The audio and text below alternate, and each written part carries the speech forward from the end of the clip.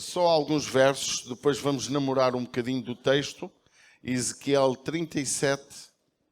E o que é que este vale de ossos secos tem de poder para a nossa vida? O que é que isto tem de aplicação espiritual para cada um de nós? O que é que podemos extrair de verdades para a nossa vida? E como a Bíblia diz, e bem, a profecia não é de particular, diga comigo, particular interpretação. Ela tem uma extensão no tempo, naquilo que seja o aspecto histórico. Ela tem uma aplicação pessoal também, a palavra e a profecia. E nós muitas vezes não entendemos algumas verdades, talvez porque muitos de nós também não nos convém entender, não é? Agora que se sentaram e estão tão confortáveis e tão lindos, vamos ficar de pé para ler alguns versos, amém? E quem estiver online também, se puder tomar uma posição respeitosa à palavra, por que não? Isto é uma profecia a Isaías, ou seja, uma visão a Ezequiel, perdão, para que ele entendesse uma verdade, uma entre algumas.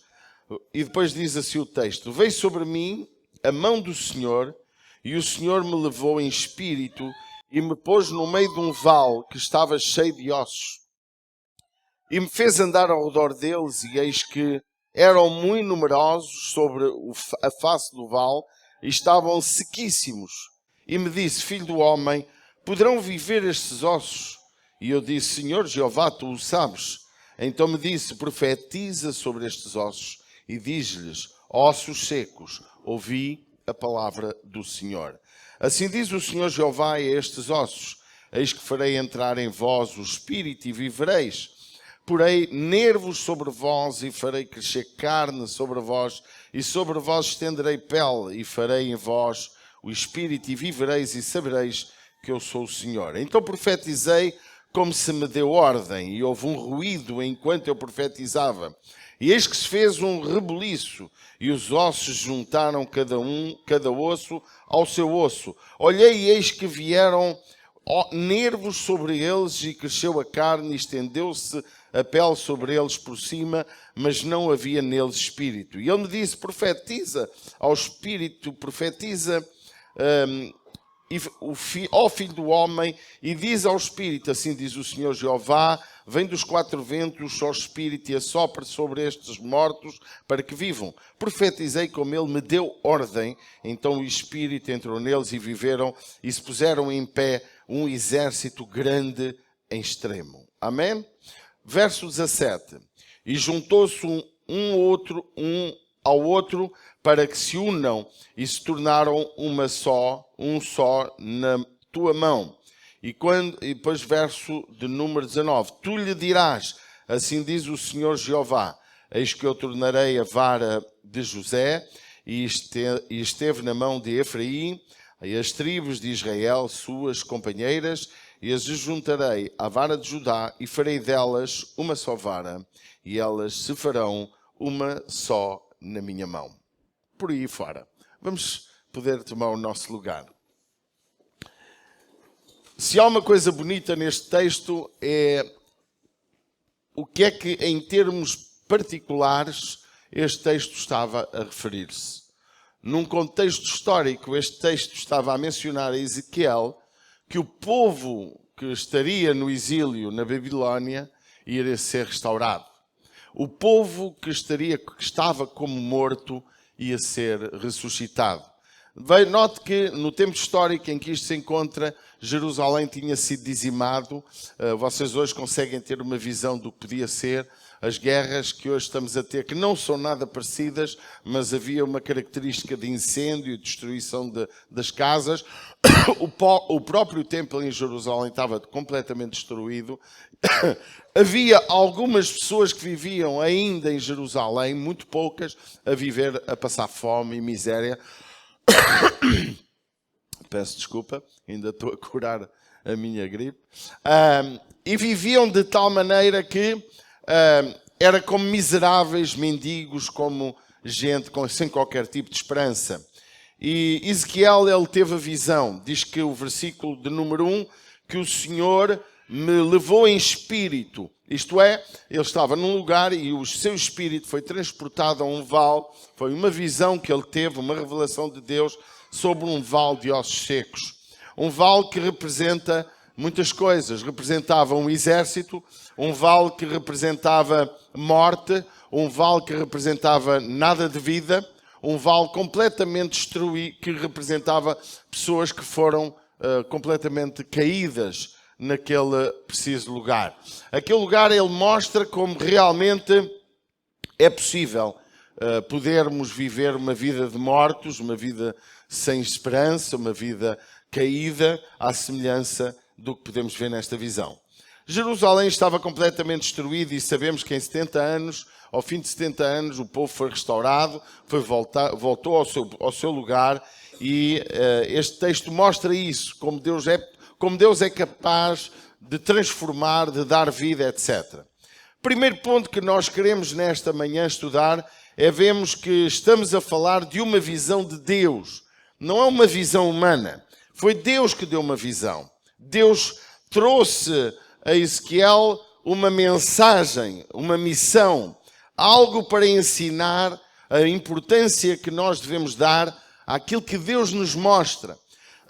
Uma coisa é o que Deus nos mostra. Hoje nós temos a capacidade de não precisar de tanta visão de Deus, porque temos a palavra completa. Note que Ezequiel não viveu no tempo de Jesus. Ezequiel não fazia parte da igreja dos nossos dias. Ezequiel não precisava, ou melhor, não tinha noção do que é o Evangelho, do que é a palavra no sentido daquilo que nós hoje temos como palavra. A palavra foi bloqueada no sentido de aquilo que nós temos hoje é a palavra para a nossa vida. Mas Deus hoje ainda, como diz em Joel, como também diz em Atos dos Apóstolos, Deus continua a trazer visões à nossa vida. Visões que têm um propósito. Visões que têm objetivos. Visões de Deus que geram aquilo que é construir o seu reino. E é interessante nós olharmos quando Deus nos dá uma visão sua, é algo profundo para nós compreendermos um propósito. Eu não vou ter uma visão de Deus para um propósito pessoal, embora não quer dizer que Deus não possa trazer revelação à minha vida para eu gerir a minha vida. Isso são coisas que não é o que estamos a trazer hoje de mensagem. Eu acredito que todos os dias Deus nos fala pela sua palavra e que todos os que são guiados pelo Espírito Santo são guiados porque o Espírito Santo nos guia a fazer muitas vezes aquilo que é certo e muitas vezes nós tomamos decisões do que é errado. O Espírito contende connosco para não fazer e muitas vezes fazemos. Quantos de nós já tomou decisões sabendo que estão erradas com o pretexto de serem certas? Alguém concorda comigo? Muitas vezes nós queremos encontrar argumentos, às vezes na própria Bíblia, para fazer o que é errado, o que destrói, o que gera morte, o que gera muitas vezes enfraquecimento, não só na nossa vida espiritual, como naqueles que nos rodeiam. Que visão tens tido de Deus? É a minha pergunta. Ezequiel foi um homem de muitas visões. Visões incríveis sobre aquilo que Deus faz, aquilo que Deus é, e do futuro, até das partes escatológicas. É interessante nós percebermos e perguntarmos a nós que tipo de visões nós temos tido. Uma visão, como já disse, tem um propósito de Deus. Uma visão de Deus, ela gera um propósito para eu fazer sua obra. Dificilmente Deus te dará uma visão como enriqueceres. A não ser que haja um propósito espiritual nisso. Dificilmente Deus te vai dar uma visão para comprar um Ferrari. Duvido. Deus te dá visões espirituais para edificar o seu reino, para trazer força ao reino. Quando vemos algo de Deus, isso é algo para edificar nossas vidas e para edificar a vida dos que nos rodeiam. Deus nunca dá visões para enfraquecer o seu corpo. Deus nunca dá visões para dividir a família. Deus nunca dá visão, a sua visão nunca é para destruir ou enfraquecer o seu reino. Uma visão gera milagres. Quando nós olhamos para a visão de Ezequiel, nós vemos o poder do milagre, o poder da unção, o poder da palavra. E uma visão de Deus, ela constrói milagres. Quando Deus gera visão em nossa vida, Ele não gera visão para ficar tudo na mesma. Ele gera uma visão para edificar o seu reino, para edificar um exército, para conquistar uma cidade, para conquistar uma nação. Amém? É para isso que serve a visão de Deus. Deus não gera visão para tu ficares mais bonito, ou mais elegante, ou mais famoso. A visão de Deus, de acordo com Ezequiel, ela foi uma visão de restauração, de edificação, de reconstrução. É interessante que a visão que nós vemos aqui, ela não só gerou o milagre da ressurreição daqueles ossos mortos, que eram ossos de pessoas, um exército, como gerou união, como gerou salvação, como gerou restauração. A minha pergunta é, que visões tens tu tido de Deus? Quais são as tuas visões? O que é que a tua visão trouxe para o seu reino? O que é que a tua visão tem construído na tua vida para ganhar almas para Jesus? O que é que a tua visão gerou para que a cidade de Orem, o concelho de Orem, esteja mais forte, com menos gente a caminho do inferno? O que é que a tua visão gerou pelos ossos secos que temos neste concelho? Qual a visão? O que é que está a construir a tua visão? O que é que está a gerar de vida ou de morte ou de restauração? Deus mostra, o segundo aspecto desta manhã, neste texto, é Deus mostra um vale. Esse vale, irmãos, pode ser muita coisa. Esse vale, de acordo com o texto, era um vale que representa um lugar de morte, um lugar que foi guerra, um lugar onde houve uma luta contínua, de tal forma que um dos dois lados ficou lá tombado. Pelo que consta, este vale, ele tem um exército único. Porque se os ossos fossem de dois exércitos, parece-me que não iriam ficar amigos, não é? Mas o que Deus nos quer ensinar, mais do que qualquer aspecto, porque esta visão já gerou filmes, esta visão já inspirou grandes homens do cinema, e nós temos muita criatividade na Bíblia sobre muitas coisas, muitos desenhos animados estranhos foram construídos com base de algumas coisas que a Bíblia nos fala. É muito interessante nós olharmos para uma série de visões de Ezequiel. Mostra que tem um vale, significa que naquele vale existia um exército caído. Não eram dois, era um. Porque quando ele se levantou, era um exército. Não eram dois exércitos. Eram dois exércitos. Era um, como diz o texto, e nós lemos. Um exército só. E é interessante também que Deus nos mostra coisas para cuidar do que está caído. Como é que aconteceu que precisou de Deus fazer, usando a palavra do profeta, para que o exército fosse levantado? Deus, meus amados, quer usar-nos para olharmos para Orem. Pensa comigo, concelho de Orem. Vamos acreditar no impossível. Vamos acreditar no milagre. Orem, concelho de Orem.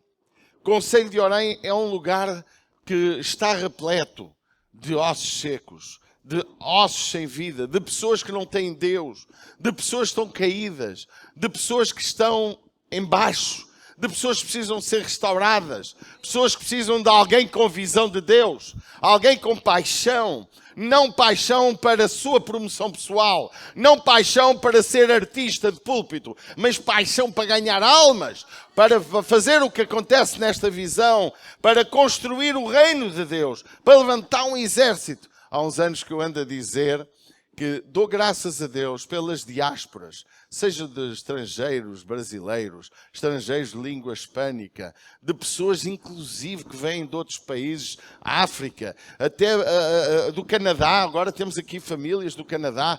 Tenho conhecido pessoas que vieram do Canadá, que são canadienses, pessoas de todos os países e mais alguns que estão a vir para Portugal. Alguns com uma... Há tempos tivemos alguém da Coreia do Sul também aqui, que não entende a nossa língua, como é lógico.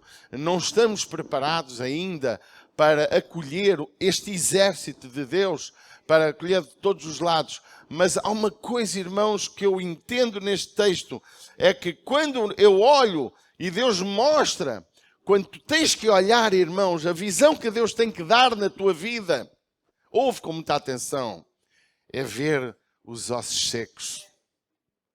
As pessoas estão mortas sem Deus. As pessoas estão sem esperança. A tua visão de Deus não é a visão de eu vou para ali ou para acolá, porque ali e acolá eu tenho projeção, eu tenho oportunidade, como se de uma equipa de futebol se tratasse. A tua visão espiritual de Deus é conquistar, é dar vida aos mortos, é ressuscitar os mortos, é usar aquilo que vais ver a seguir, a palavra de Deus, para trazer vida e vida com abundância. Amados, olha o que aconteceu. O terceiro ponto é a declaração na visão. Ela precisou de haver uma... Deus disse para ele no versículo de número 2: e me fez andar ao redor deles, eis que eram numerosos sobre a face do vale, e estavam sequíssimos. Isto é, Deus quer te levantar para andar ao redor daquilo que está morto, para andar ao redor das pessoas que não têm Jesus. O que é que Jesus fez quando chegou à terra? Jesus veio à terra para andar à volta de toda a sua terra e dos arredores onde ele estava, por onde ele pôde caminhar. Ele andou para quê? Para trazer vida e vida com abundância. A missão do exército, a missão do homem que tem visão de Deus é ganhar almas, é cuidar delas, é ajudá-las a ter vida, é projetar, é caminhar no meio do povo. Amados, deixe-me dizer-lhe algo que vai irritar alguns. Deus não quer, não precisa de muitos pregadores para pregar para os já nascidos de novo. Deus precisa de homens nascidos de novo para pregar aos que não têm salvação. Alô, você precisa de entender que a sua missão é ganhar vidas para Cristo. A sua missão é pregar o Evangelho. A sua missão não é tanto estar no altar para pregar para os outros. Isso foi o que nos ensinaram no passado. A tua missão é no lugar onde tu estás, no trabalho onde tu estás, falar aos ossos secos, andar no meio dos ossos secos, anunciar esperança para eles, andar a pregar o Evangelho a quem não tem. Essa é a missão da igreja. Às vezes nós achamos que Deus tem uma missão para mim, pregar, cantar no altar. Não, prega àqueles que te rodeiam no teu trabalho, anuncia o Evangelho, canta louvores quando estás a pregar os teus pregos, canta louvores quando estás a pintar um carro ou a fazer o teu trabalho. E aí tu vais ver como os ossos secos à tua volta vão começar a ganhar vida, vão começar a ganhar esperança. Vão começar a ter uma nova visão das coisas. Vão começar a olhar para ti e dizer: uau, este homem, esta mulher tem algo novo. Tem algo que eu não tenho. Eu não me esqueço, nunca fui perfeito. E quando ainda não era consagrado pastor, porque até aos meus 30 anos, eu fui um cooperador. Hoje chamamos voluntário. E até aos meus 30 anos nunca fui consagrado a nada. Pregava o Evangelho, levava pessoas a Jesus. E eu tinha, ainda hoje tenho nessa rua, um pequeno prédio que Deus me deu até aos 30 anos. E eu tinha várias pessoas que lidavam connosco que não iam à nossa igreja. Pessoas de influência. Mas havia uma pessoa ao lado da nossa loja. Como é que ela se chamava dos eletrodomésticos? Nem tu te lembras. Mariluz é o nome. Ela não se chamava Mariluz, isso era um negócio. Não me lembro do nome da senhora, era Mariluz, vendia eletrodomésticos. Ela um dia para-nos, não me lembro se foi só com a minha mulher, se ela estava ou se foi só comigo. Eu acho que foi. Ela chamou-me, eu acho que foi. Eu ouvi ela falar. Chegou ao pé de mim, nós tínhamos as lojas ali há um anito e tal, 2 anos, e perguntou-me: vocês não têm problemas? Vocês não têm chatices, não têm aborrecimentos? E eu disse: temos. É que vocês parecem tão felizes. Vocês dão um aspecto de ser muito felizes. E eu disse: pois, nós temos Jesus, nós explicámos e fomos falando o amor de Deus. Porque deixe-me dizer-lhe, quem tem Deus Quem tem Jesus tem luz, tem sal, gera esperança a quem o rodeia, gera curiosidade em quem o rodeia. Quando nós temos Deus, as pessoas têm curiosidade de perceber porque é que somos felizes. Porque não, meus irmãos, se há uma coisa que se está a perder, é o brilho da nossa felicidade. As pessoas andam nas comunidades e parecem umas infelizes. As pessoas a cantar louvores parecem que estão a fazer um sacrifício. Se fossem aos ídolos, lá aquele, o que faz papel de mau, perguntava se estava obrigado a estar ali a cantar. Porque você parece estar a sofrer.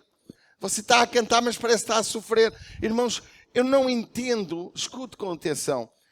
Ezequiel era um homem que Deus chamou para profetizar, para declarar coisas importantes sobre este vale. E nós, quando olhamos, diz o texto, não pises os ossos. Você está a ver escrito que é para pisar os ossos? Anda ao redor deles. Irmãos, nós não fomos chamados para pisar aqueles que nos rodeiam. Não fomos chamados para pisar os que não têm vida e vida com abundância. Não fomos chamados para pisar o nosso próximo. Fomos chamados para rodeá-los. E quando rodeamos temos que orar. Quando rodeamos temos que abençoar. Quando rodeamos temos que fazer o que ele disse. O que a visão menciona.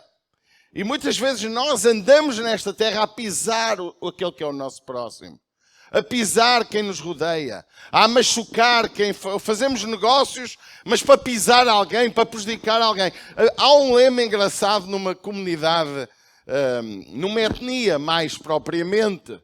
Não vou dizer qual é, porque pode magoar alguém. Não é que tenhamos aqui alguém que não temos dessa etnia. Que o negócio, para ser bom, tem que prejudicar o outro. Se o negócio só é bom para mim, quando o outro perde dinheiro. Então, já o espírito da Bíblia, o negócio tem que ser bom para os dois lados. O espírito que é ensinado por Deus é honrar o empregado, honrar o patrão. O negócio é bom para os dois lados. Acho que foi o Diego que me contou que não estou a falar, não é esse grupo, que isso é uma nacionalidade, é um povo, não tem nada a ver com a etnia. Os judeus, ele já fez negócio com os judeus e havia judeus que ele combinava um valor e o judeu ficava tão satisfeito com o trabalho dele que lhe dava mais. Dava mais que o prometido. Quando tu honras alguém com mais do que aquilo que te foi combinado, significa que a pessoa ficou feliz com o teu trabalho. Isso é um dos sinais de Deus em nossa vida. O brilho por fazer certo, o brilho por fazer bem, o brilho por fazer o meu melhor para que o outro fique satisfeito com a minha intervenção. Nós como igreja, alguém aqui faz parte do exército de Deus. O nosso exército, ele foi chamado para rodear e cuidar daqueles que estão mortos.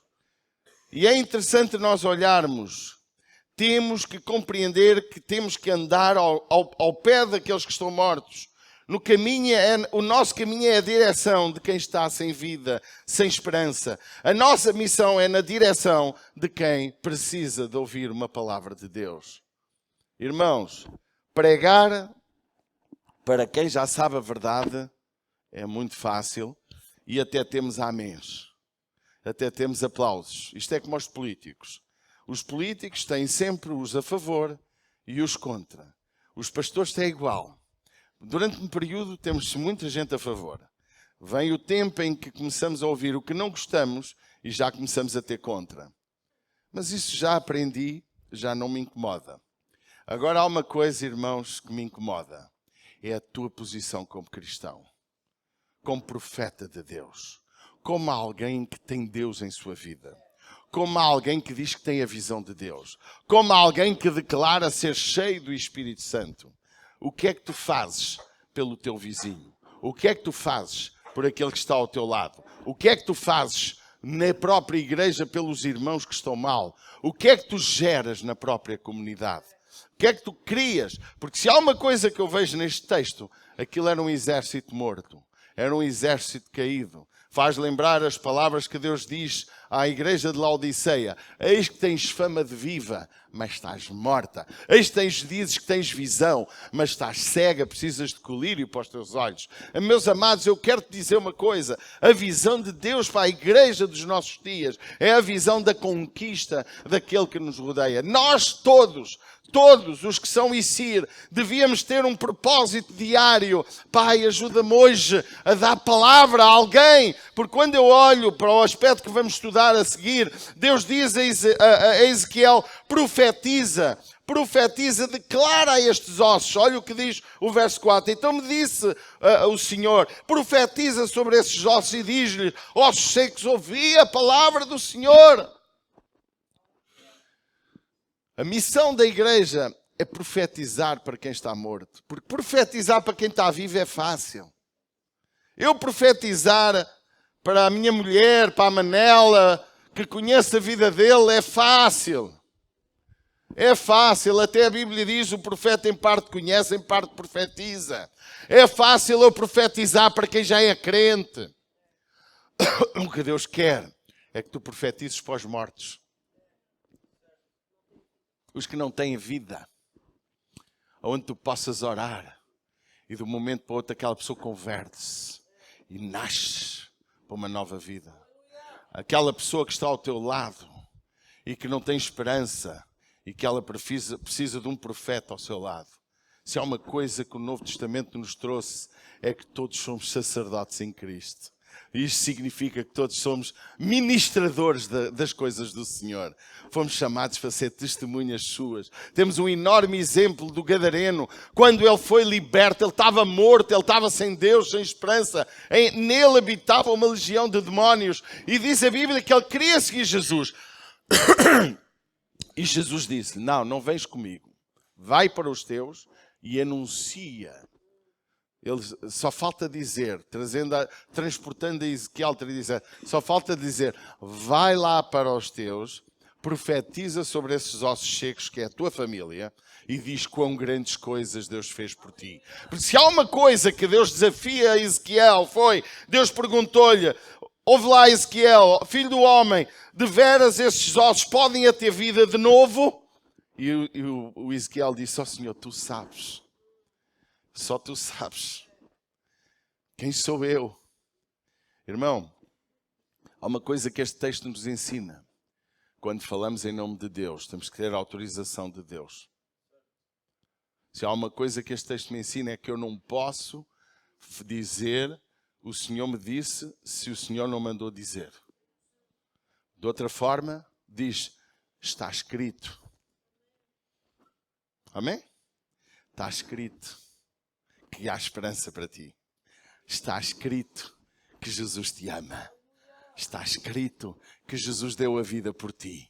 Está escrito que Deus tem poder para transformar a tua vida. Está escrito que Deus pode curar o teu cancro. Está escrito que Deus pode ressuscitar o morto. Está escrito que Deus tem poder e autoridade para transformar tudo novo. O que era velho. Está escrito, está escrito, está escrito. Mas não digas: eis que o Senhor me diz, se Ele não mandou dizer. O autor pode ficar zangado contigo. Amém? O respeito pela palavra de Deus, o respeito pela revelação que vem de Deus, está-se a perder nos nossos dias. Todos profetizam, todos querem dizer: eis que o Senhor me disse, eis que eu tenho uma missão para ti, eis que a tua missão é estar conosco, eis que a tua missão é isto e mais aquilo. Não foste chamado para estar no banco, e é verdade. Foste chamado para sair do banco. Foste chamado para ganhar o teu vizinho. Foste chamado para pregar onde tiveres oportunidade, quando Deus te levanta para isso. Foste chamado para fazer a sua obra. Foste chamado para ser luz, para ser profeta nos nossos dias. Mas não foste chamado para desunir. Não foste chamado para destruir. Não foste chamado para enfraquecer o corpo de Cristo. Foste chamado para construir, porque este exército, ele se levantou dos mortos, já estava seco, já não tinha carne. E ele se uniu osso ao seu osso, para unir, e fez uma só corpo, um só exército, para edificar o reino. Quando Deus fala, meus amados, quem Deus chama, chama para trazer a palavra sobre os que estão mortos e sem esperança. Profetizar para vivos, como já disse, é muito fácil. Amém? Pois que já têm Cristo, é fácil profetizar. Irmãos, para mim é fácil dar esta palavra para vocês. Uns ficam zangados porque acham que estou a dar piadas. Outros ficam felizes, toma embrulha, porque está a pensar em alguém, a pensar que eu estou a mandar para alguém. Mas eu quero te dizer, esta palavra é para mim. Não é para ti só. Tu não és tão importante de tal maneira que eu tenha que fazer uma palavra por tua causa. Eu acredito que a palavra que eu te transmito aqui veio do Senhor. Para já está escrita. Está escrita. Segundo, eu costumo procurar, Espírito Santo, o que é que queres que eu dê ao teu povo?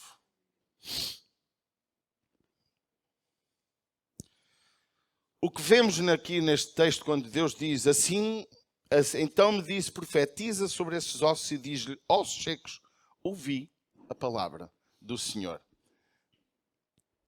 Eu não sei quantos de vós, mas eu próprio já disse isso a algumas pessoas. Não vale a pena. Aquela pessoa não ouve. Já lhe disse tantas vezes a mesma coisa. Alguém já pensou assim? Hã? Eu já disse. Mas a pessoa não acredita. A pessoa não faz. Às vezes eu tenho pessoas que me pedem conselhos. A seguir vão tomar o conselho que não foi o meu. E eu, quando me voltam a pedir conselho, eu digo assim, mas queres o conselho para quê? Para ver qual é o melhor? Qual é o que te sabe melhor? Ou queres um conselho que venha orientado pela palavra? E a pessoa, de modo geral, decide sempre pelo lado que lhe convém. Porque as pessoas muitas vezes não querem a orientação de Deus. Querem uma orientação a parecer que é de Deus de acordo com a sua vontade. Não é uma orientação de acordo com a vontade de Deus. O que Deus disse a Ezequiel foi prega aos ossos secos. Se nós formos para Jonas, Deus diz, sai daqui, vai para a terra de Nínive, começa a pregar que Deus vai acabar com aquela raça. Eram mortos, eram ou não eram? Ossos secos, gente sem Deus, sem esperança, ao ponto de que a sua maldade já cheirava mal nas narinas do Senhor. E o que aconteceu? Houve ressurreição dos mortos. Aquela gente arrependeu-se, converteu-se. Se nós olharmos para o tempo de Noé, a pregação dele não valeu de nada. E a Bíblia diz que os nossos tempos são semelhantes aos tempos de Noé.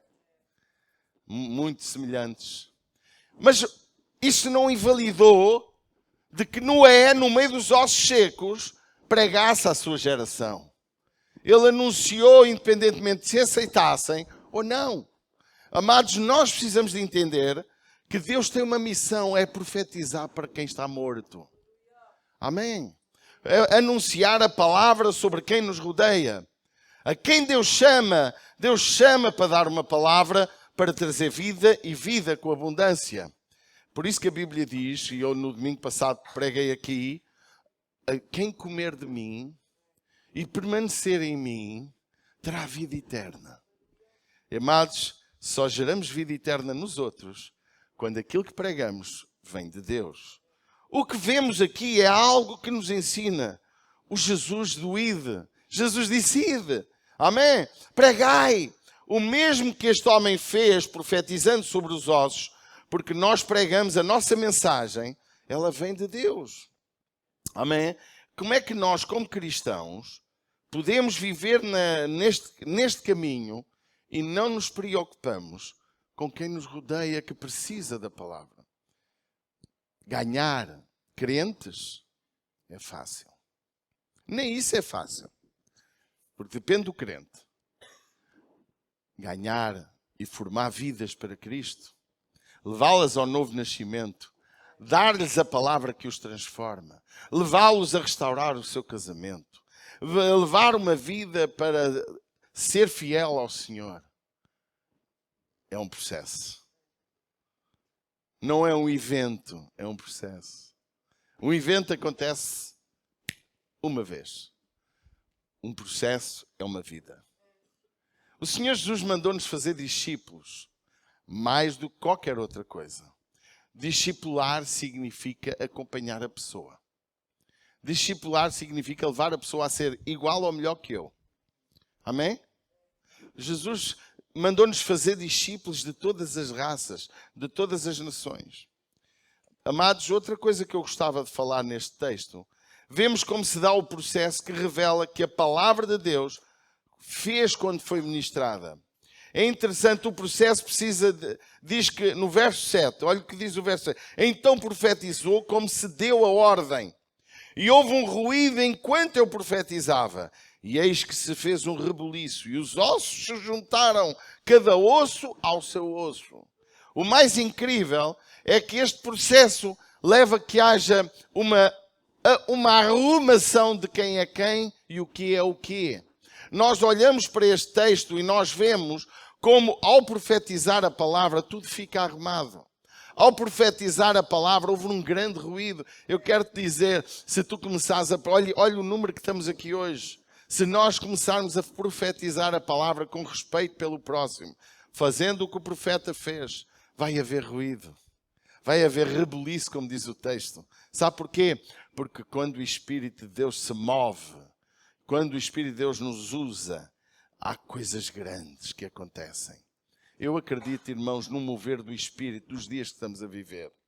Há dias alguém dizia na internet que vai vir um tempo de enorme perseguição sobre a igreja. Eu também acredito que sim. Mas, irmãos, eu não tenho que me preocupar com o que vem. Eu tenho que me preocupar com o que está. É o que eu vivo hoje que eu me tenho que preocupar. É as minhas ações hoje. É o que eu estou a construir hoje por causa do amanhã.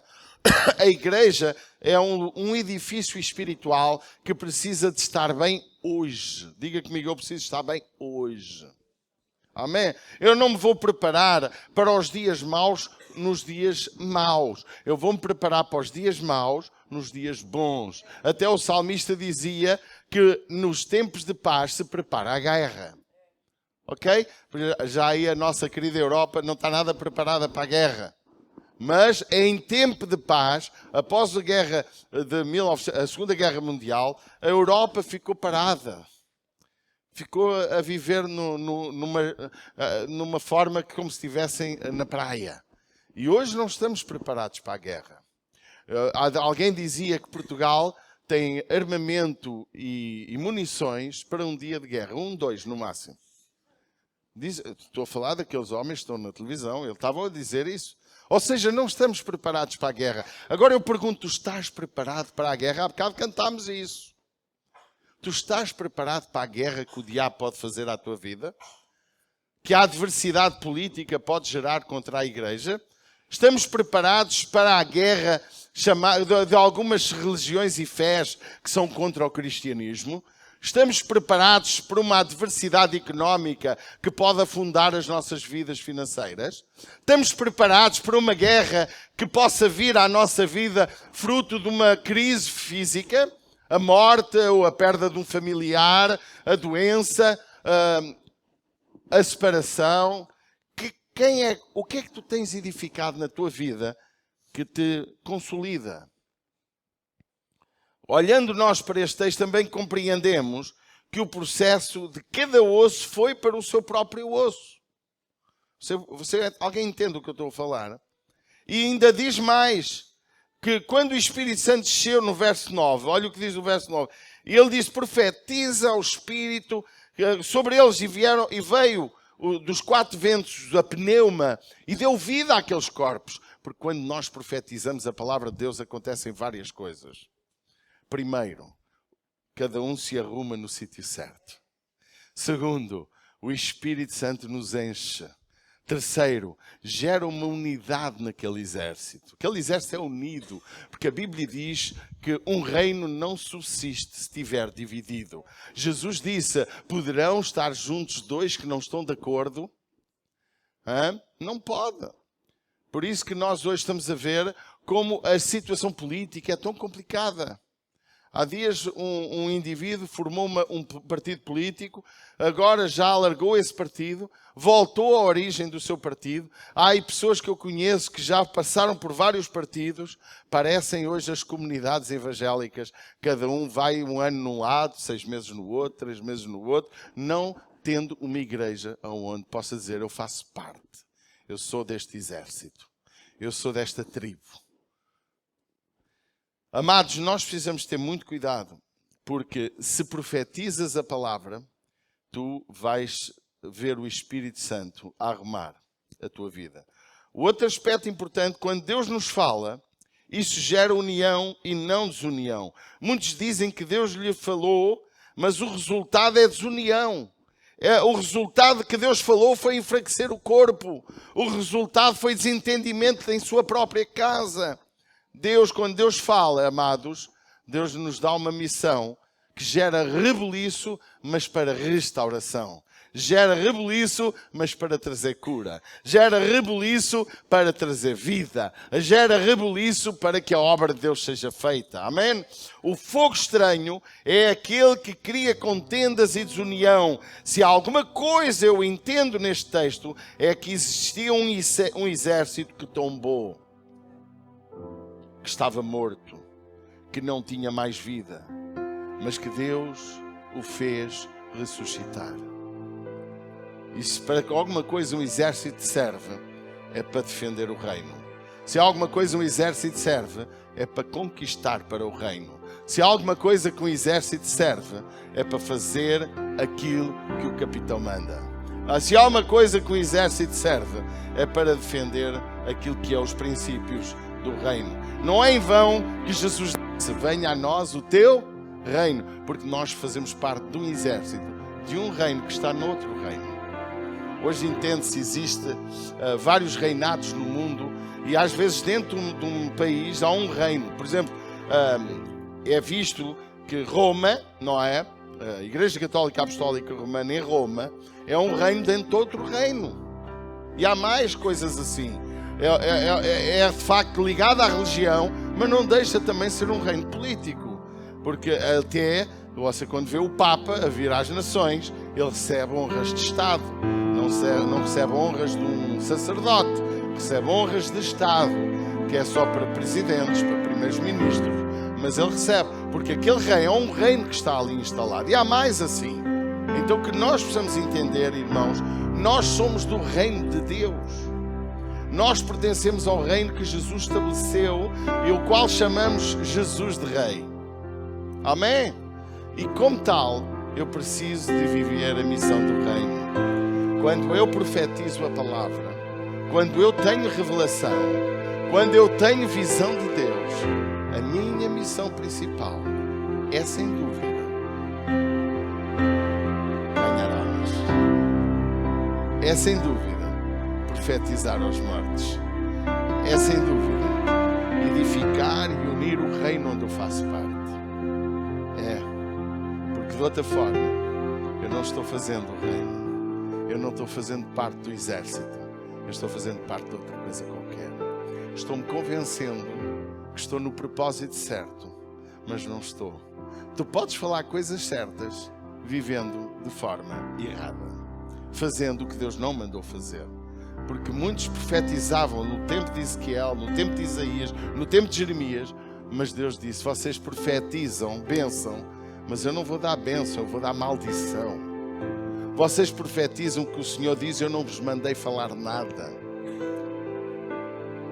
Irmãos queridos, vale mais ser visto como alguém que não tem profecia do que profetizar o que Deus não mandou. Acredita em mim, prega a palavra, profetiza aos mortos que Jesus tem vida. Diz aos que realmente não têm esperança que há esperança. Vamos ficar de pé nesta manhã.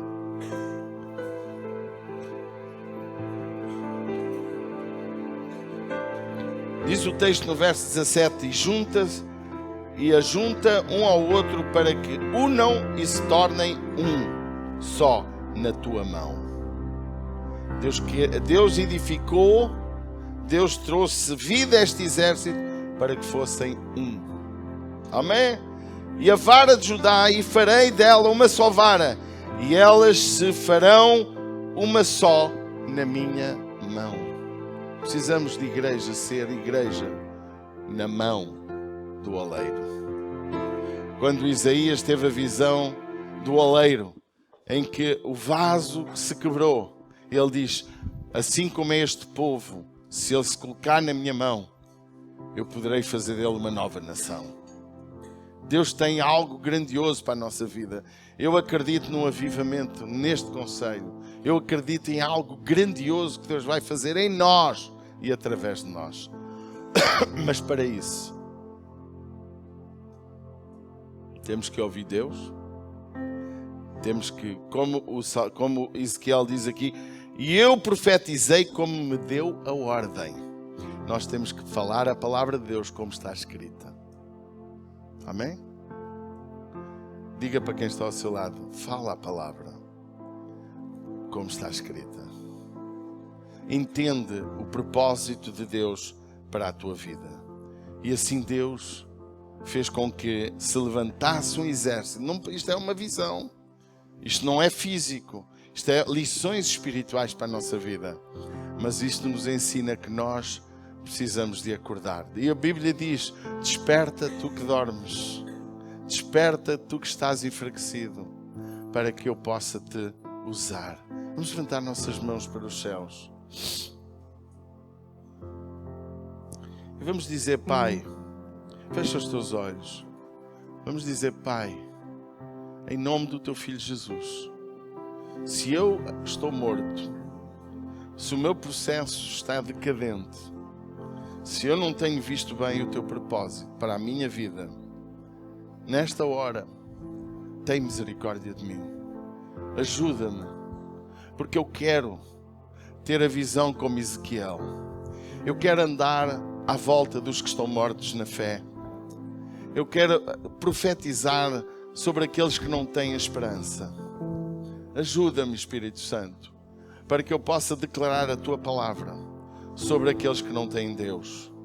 Ajuda-me a gerar vida na vida dos outros.